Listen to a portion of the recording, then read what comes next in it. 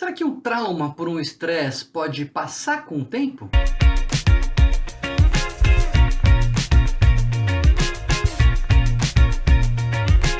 Eu fiz esse vídeo porque a gente tem passado situações bastante traumáticas, né, no nosso país, e mesmo no mundo, né, quando você pensa a guerra da Rússia contra a Ucrânia, a invasão, né, da Ucrânia pela Rússia, quando você pensa nos deslizamentos que acontecem todo começo de ano no Brasil, em 2023, no começo do ano, teve esse deslizamento terrível no litoral norte de São Paulo, mas há pouco tempo atrás teve no Rio de Janeiro, e hoje em dia, quando começa a armar chuva lá no Rio de Janeiro, as pessoas já ficam já mais mobilizadas. Será que um trauma de uma tragédia ele pode passar com o tempo? Será que imediatamente ele começa?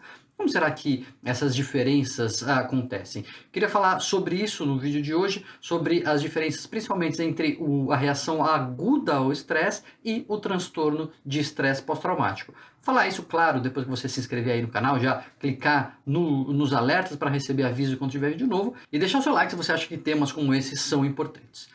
A principal distinção que eu queria fazer nesse vídeo, a gente tem vídeos aqui no canal sobre estresse, a gente tem vídeos sobre o transtorno do estresse pós-traumático, mas nesse momento eu acho importante diferenciar o que é a reação aguda ao estresse do transtorno do estresse pós-traumático. Por quê?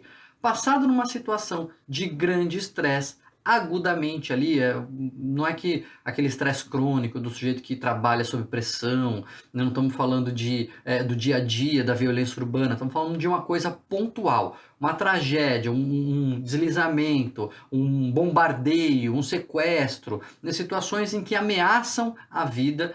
Depois daquilo, a pessoa pode ter uma reação imediata.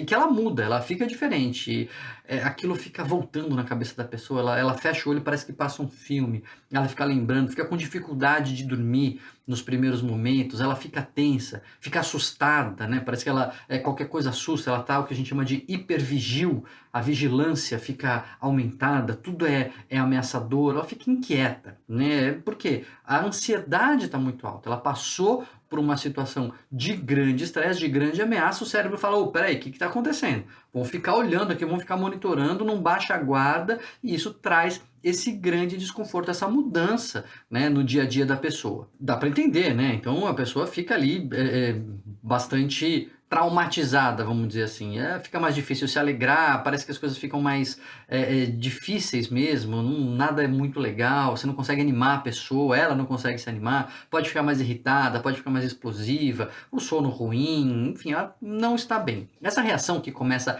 imediatamente, a gente não chama de transtorno de estresse pós-traumático. Ela é uma reação aguda ao estresse, mesmo que a pessoa tenha sonhos e flashbacks, que são coisas mais típicas, né, que a gente sabe do estresse pós-traumático. Se é imediatamente, a gente ainda está falando de um período de tempo que é uma reação aguda que tende a passar com o tempo, né? Isso pode acontecer imediatamente, mais comumente, de forma geral, no primeiro mês, ao longo do primeiro mês, talvez não exatamente logo que acontece, mas algumas horas, alguns dias depois, mas dentro do primeiro mês isso começa e tende a se resolver. Passado este período e os sintomas persistindo, aí a gente já não está falando mais de uma reação aguda ao estresse, porque ela vai passando e aí a gente pode estar entrando na seara do estresse pós-traumático. Porque os sintomas do estresse pós-traumático, eles podem começar até 6 meses depois de um evento dessa natureza.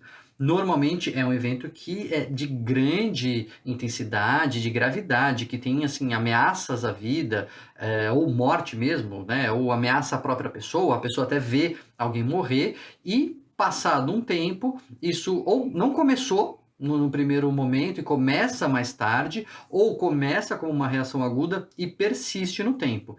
E aí isso vai sendo mais desgastante, porque fica cronicamente aquela resposta. Então, a pessoa não consegue mais passar em determinados lugares, vivenciar determinadas situações, porque isso dá gatilhos emocionais muito fortes, a pessoa tem flashback. Flashback não é só uma lembrança, eu lembro do que aconteceu. Não, parece que ela está de volta naquela situação. Ela tem as mesmas reações, o coração dispara, o estômago aperta, ela fica angustiada e desesperada como se estivesse na mesma situação. Isso pode ser disparado por um gatilho, por uma situação, por uma nuvem de chuva que começa a se formar, por um lugar que ela passa, ou até em sonhos. A pessoa tem os sonhos que revivenciam aquele trauma. Imagina isso acontecer nos primeiros dias e ir passando, é ruim, mas, enfim, é passageiro, né? Imagina isso persistindo ao longo do tempo, meses a fio.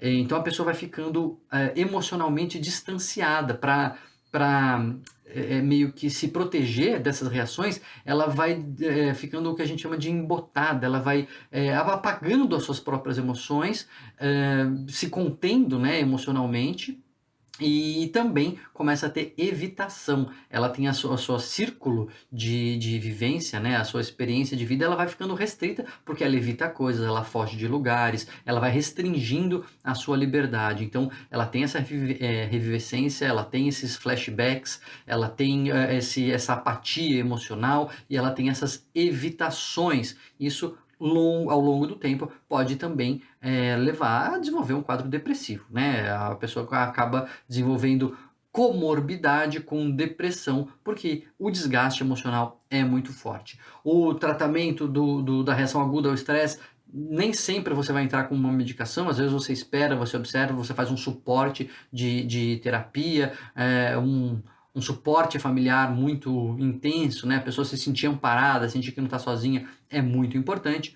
No transtorno de estresse pós-traumático, você vai normalmente precisar entrar com medicação, com terapia, com terapias de exposição, você precisa lidar com aquele trauma no longo prazo, né? Porque a coisa vai persistindo. Então, o trauma pode passar, aquela reação aguda pode passar, ela não necessariamente vai ficar com o tempo, persistente no tempo, mas se ficar, a gente está falando de um outro diagnóstico, que pode ser o transtorno do estresse pós-traumático. E tem gente que vai passar aquela situação e não vai ter esse tipo de reação, porque se sentiu mais amparada, porque tem uma outra história de vida, porque tem outra neuroquímica, enfim, o ser humano é complexo, né? Nem todo mundo vai reagir da mesma maneira. Você já vivenciou alguma coisa assim? Já acompanhou alguém que vivenciou alguma coisa assim? Fez tratamento, melhorou, esperou, passou sozinho? Conta aí pra mim. Diz aí nos comentários, vamos trocando ideia, que você sabe que a sua história pode ajudar outras pessoas aqui também, né? Então não se esquece de deixar aí o seu comentário, se inscreve no canal, deixa o seu like se você acha que vídeos assim ajudam as outras pessoas e dá aquela maratonada no canal, porque tem aqui, como eu falei, vídeos tanto de estresse quanto de transtorno de estresse pós-traumático para você se aprofundar no tema.